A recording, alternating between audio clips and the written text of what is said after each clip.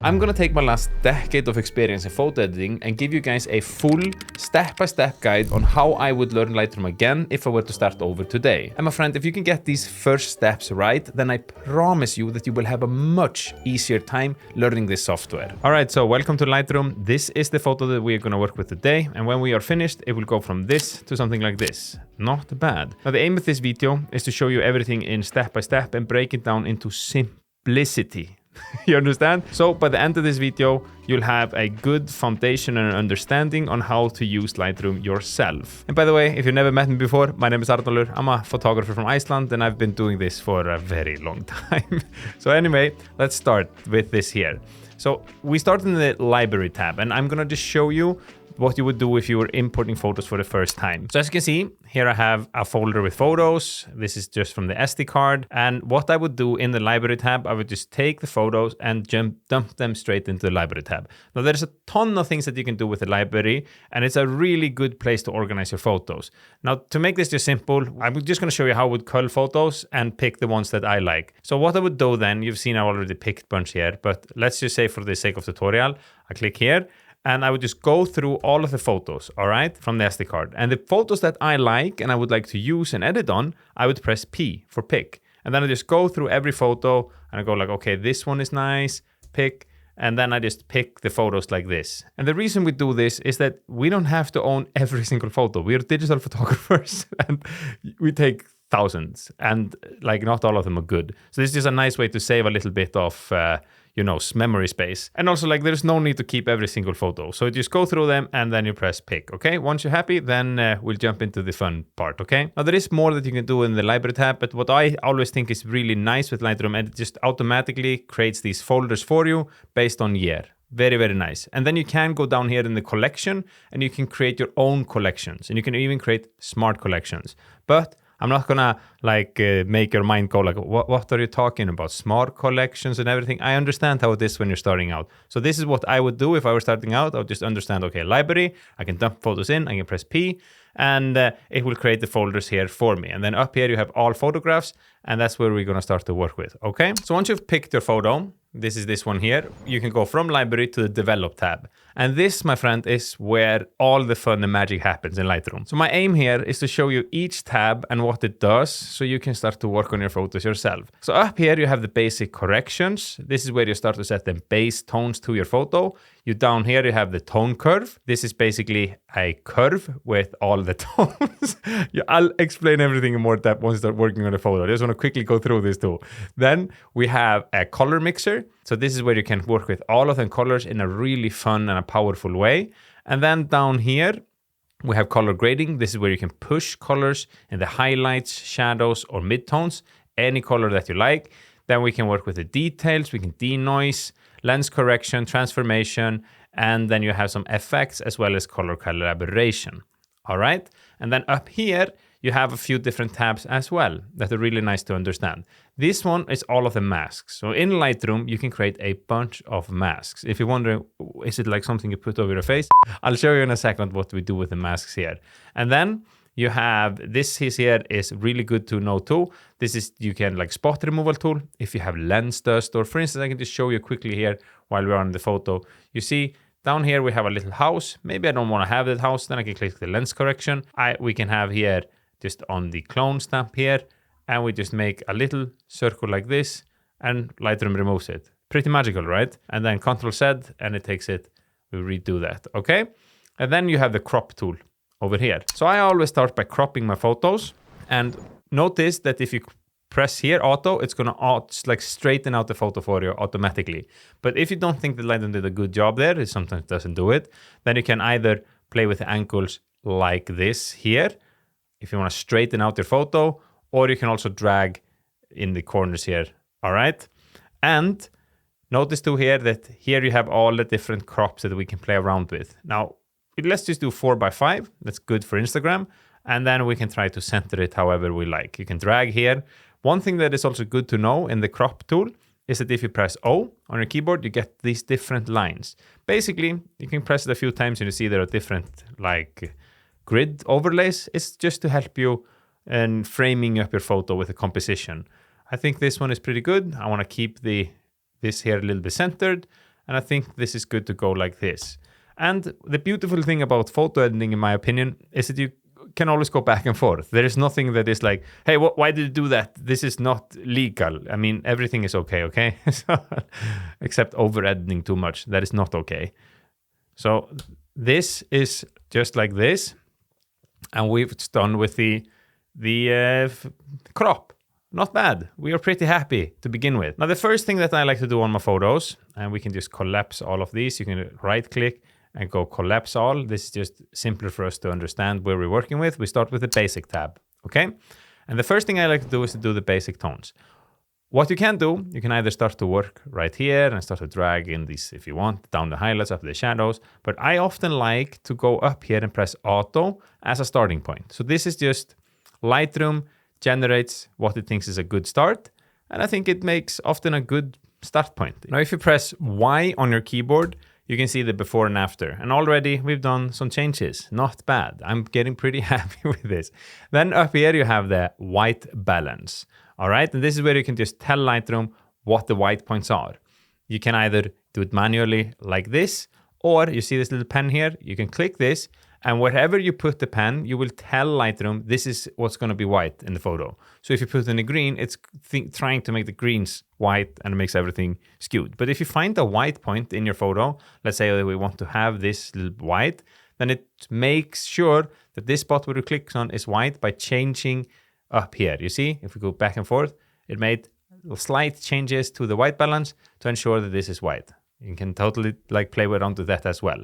Now, I'm pretty happy with this to begin with, and this looks pretty good in my opinion.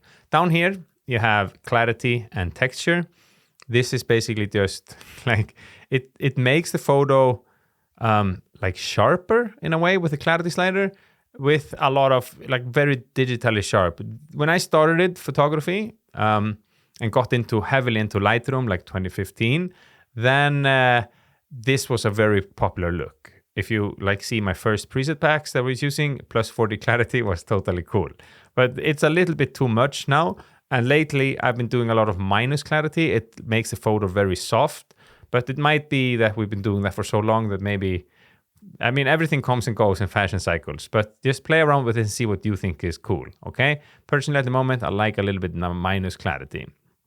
Now, before I go into tone curves and color mixer, then I personally like to play with the masks, because my aim with editing photo is to try to shape the light and isolate the subject and really bring out the best of the photo. And before I do the tone curves and everything, I usually like to do the mask. But for the sake of this tutorial, then we're just going to make this simple, and I'm going to show you the tone curves as well. So here are the tone curves. Now, this here is a fantastic little tool, and it basically allows us to manipulate the tones in a very fun way. So up here, you have all the brightest part of the image. In the middle, you have the midtones, and down here, you have the shadows. And here are the blacks, and here are the whites.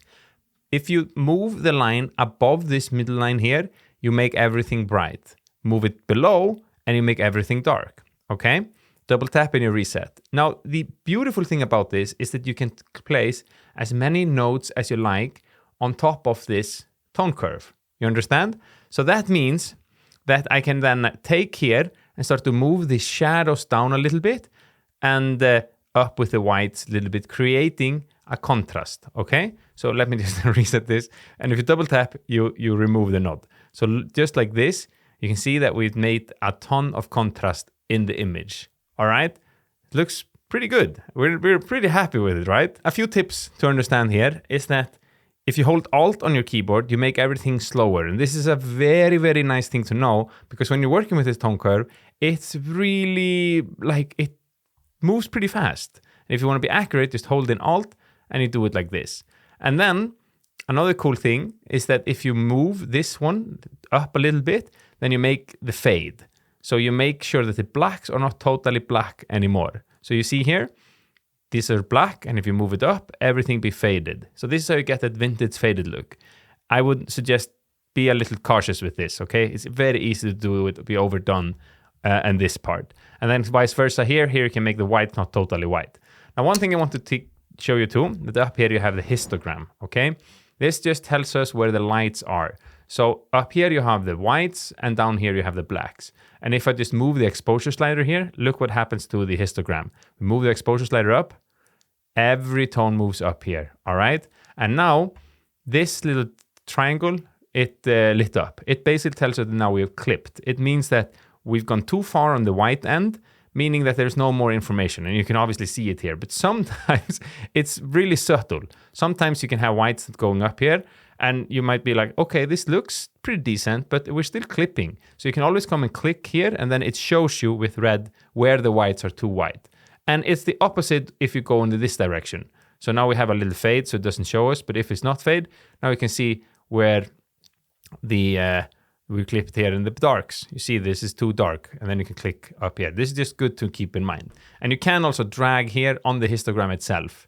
Now I know this is a lot of information, but it's quite simple, and it's just wiggle a little bit with the sliders and you're going to become a professional in no time. That's basically what I've been doing. By the way, real quick, so the way that I would actually learn Lightroom from scratch if I were to start over today is that I would make sure that I would practice and like try out all of them sliders again and again and again and really put in them reps. Now, I'm gonna like share with you some other important things that you don't want to miss, but I just want to make sure that I can set you up for success so you can try this out. So I decided to make a little like folder with few raw photos, including this one that we're editing right now. So you can edit this with me. This is totally free.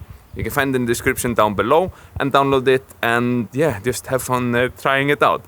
While I have your attention too, if you could like this video and maybe drop a comment, then that would mean the world to me. Anyway, thank you so much.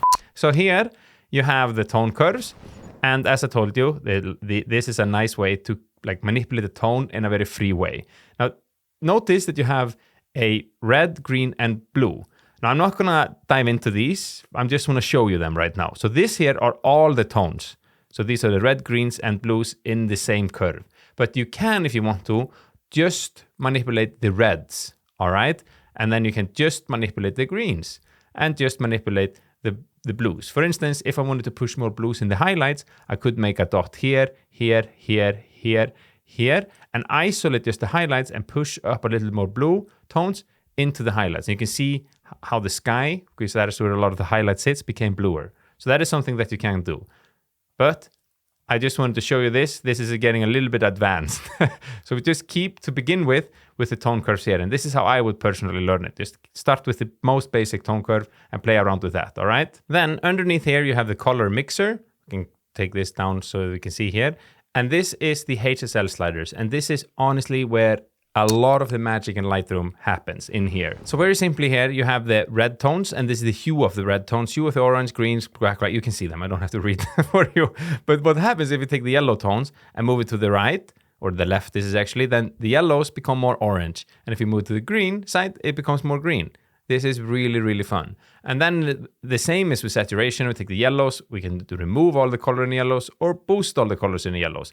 And the luminance is the brightness of each tone. So take a look at the yellow again. We move it down. We take away a lot of the brightness in the blue and move it all the way up, and we make it super, super bright. All right. And you can also, if you want to, you can have just hue, then saturation and luminance. I personally like to look at it at the all. And then there is one tool just to confuse you a little bit more. That's called point color. But I'm going to let you explore this yourself, because this is a pretty new feature. It's really good. But if I were to start doing this from zero and no idea, I would just stick with the HSL sliders and then start to explore point and colors, okay? So let's play a little bit around with here and see if we can come up with some cool tones.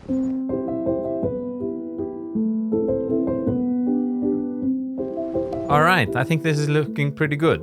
Now, if you want to see the before and after of just the HSL sliders, then you can press this little eye here, you hold it, and you can see before, after. A little bit subtle, but I like it. Now, I'm seeing that I don't like the crop, so I can just go up to the crop tool again, and I want to move this down ever so slightly, and maybe even straighten it out, like this. Because I accidentally unstraightened it before. So this, I think, looks pretty good. And it's a good little start. And the same here, tone curve, you can see before, after. Huge difference to the highlight areas and the just overall contrast that we did. This simple little S curve. All right. So now we are finished with this, then we can go down to the color grading. Now, color grading is a beautiful tool for you to make your photos look nice. That's very simply speaking. But basically, here with the shadows, I can then put any tone I want in the shadows. Now, personally, I want to cool this photo down a little bit. So then we can take this one here and we move it like further. The further you move, you see the higher the saturation is, the more color it is. You can also come here and move it like this or just type in. I like 215. I think that's a pretty nice blue. And then I can just see how much I want. All right. Another cool thing to play here you can again play around with the luminance, but just in the shadow areas. All right. Then midtones. You can see what would be good. Often I just take this and I just slide in one circle, see where I want. And often it's also like, what tones am I looking for? I think a little bit warmer midtones could be really cool. And then in the highlights, add a little blue as well. So we cool the highlights down a little bit. And then we even up with the saturation here. Something like this. And let me see with the luminance. Can up with the luminance ever so slightly. And then the highlights, I think we can also take up the highlights a little bit here without blowing them out. Yeah, we just get a little bit more oomph here. And this, my friends, we're taking a little bit more contrast and making the photo a little bit better. And I think like one thing to understand with Lightroom is that this is just a lot of small changes that you're doing that eventually stack up on each other and become really like nice, in my opinion. So this is starting to look pretty damn good. Notice you have two other sliders here. You have the blending slider and then you have the balance slider. So with the balance, you're basically telling like Lightroom, if you go to the left, you're making the changes that you did in the shadows more dominant. And if you go to the right, you're making the changes that you did in the highlights more dominant, okay? So this you can play with as well. Now, before we go into details and all that, I want to add a few masks. And this is where my favorite parts happen because this is where we start to shape the photo as we want. Now, in Lightroom, you have a ton of different masks. You have brushes, you have linear gradient, and then you have radial gradient as well. Then you also have some of these new AI masks. It's basically subject, sky, and background. And I'll show you all of them. So brush is basically just a brush tool. If you click it, you have a brush here, and now you can brush anywhere you want. And all the changes that you make within here are gonna be made there. Very, very, very, very simply speaking, okay? And you can change the exposure, contrast, highlights, shadows, whites, and blacks. All right? Very, very, very, very nice. Then, my friends, you can remove that.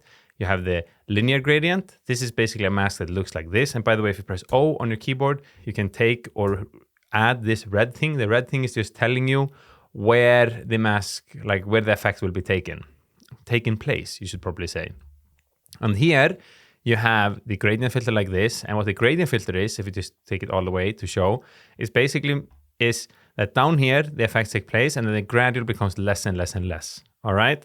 And then the last mask here is the radial filter. And it's the same thing. It's just a circle. And you can play around with the feather. And then you have a circle like this. And all the changes that you make here are going to happen in the circle and then become less and less and less. Or you could have it just like this. But I don't know, this looks just ridiculous. Unless you want to have an effect that looks like this. But I would feather it out.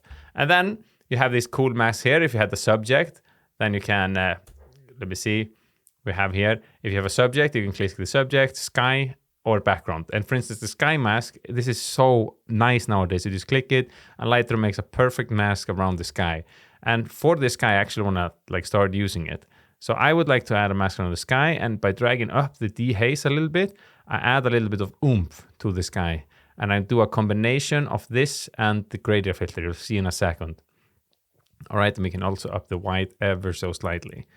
All right, just like this. So now when you add one mask, you have the same here. This is just going to show you all the masks that we use. So if you add the plus sign, we can take a gradient filter, a gradient, sorry, not having like this. We are going to feather it out. I want to feather it out quite a lot, like this. And what I'm going to do, I'm going to up the whites. So my aim here is to just up the shadows a little bit, up the whites, up the highlights, a little bit with the exposure. And I want to brighten the middle part to help just opening that up so we can see more details in the middle. And this I really much like for this photo that we have right here. So let me see. And while I'm doing this, I'm constantly looking again at the histogram. Remember the histogram? So I'm looking at the histogram and I'm checking how far I can go. For instance, if I do this, I can see I can't go this far. So I'm just checking how far can I push this before everything becomes too white.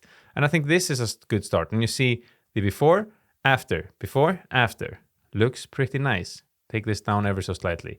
Then I want to add a linear gradient filter like this in the foreground. We're gonna make the photo a little bit smaller so we can see here.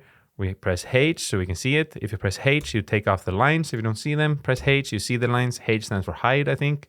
So we're hiding this here.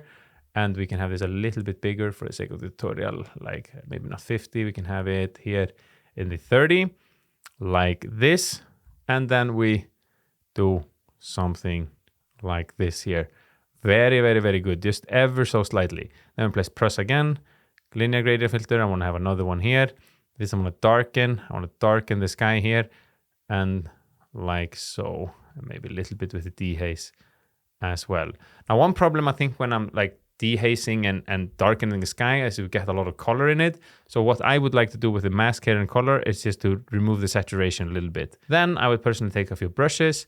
And I mean, if I were like editing this photo myself and not like teaching you guys here, then I would take my time with it. I would put on some good music and then I'm just like editing, taking my time, trying out different things, maybe trying this mask and just seeing how this stacks up.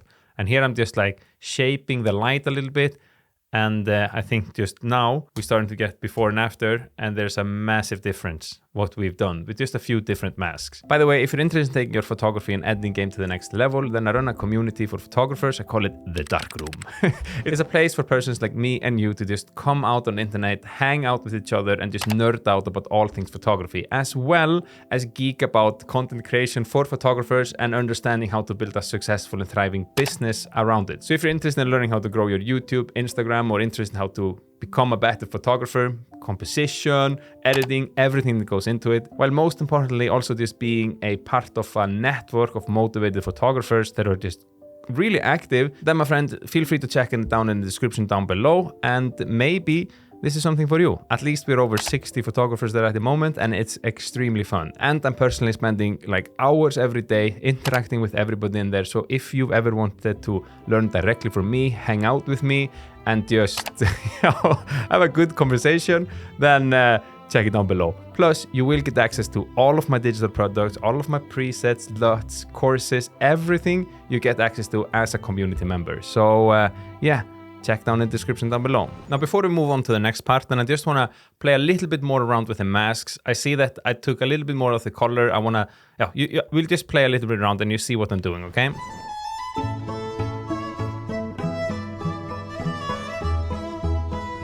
All right, this is starting to look good. So just with the masks, you can see how incredible difference it makes. I mean, for me, masking is where everything happens. Maybe this middle mask is a little bit too strong. We can just take down it so like this, but again it's like huge difference just in the masks. Bam, we took up a lot of detail in the middle, we darkened the foreground ever so slightly, darkened a little bit of sky, brought back a lot of that dramatic oomph in the sky, and we are ready for the next step, which is smacking the like button. Ka-ching! That's so lame. I'm a YouTuber, you know, and a dad. So dad jokes come like very near to me. Now, this is basically how I would be learning Lightroom. I would just play around with it a ton.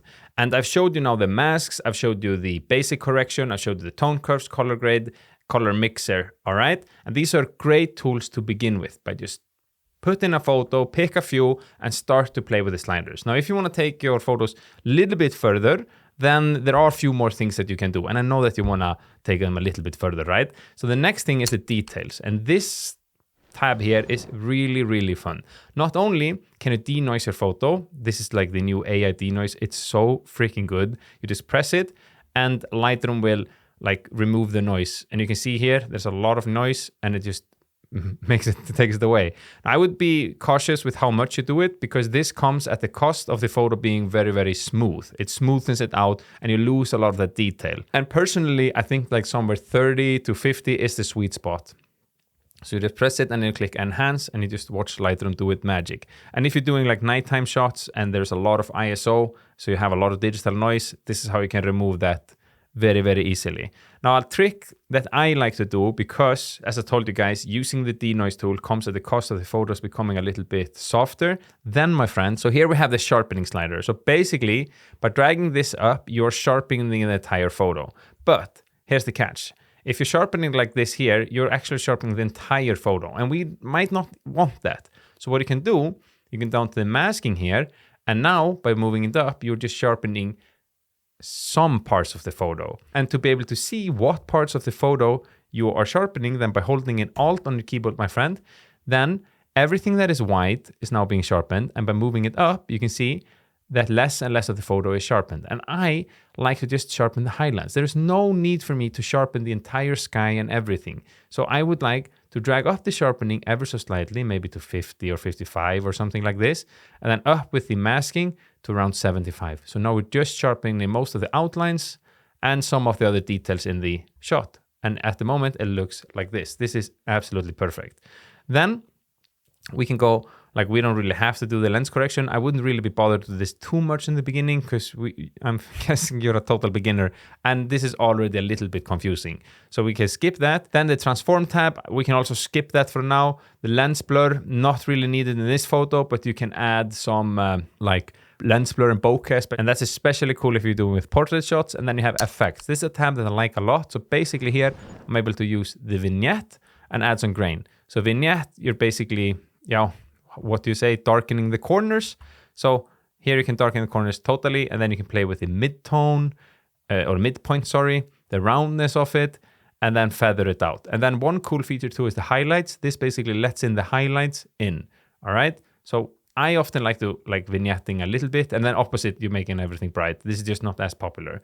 So if just take it down to -6 ever so slightly, feather it out a little bit, or -7 it was, and then up with the highlights. And then grain, this is where you can add a ton of grain to your photos. And I think that is pretty cool. So I usually add up a grain maybe to 30. You can play around with the size of the grain, or you can play around with the roughness as well. I leave this to you. And then down here you have calibration. I'm just going to show you this briefly, but I would mainly be focusing on the color mixer for now, because our main object at the moment is to understand the software. And this is just kind of the same as the color mixer, but then again not. So here you're taking the primary colors and you can shift them.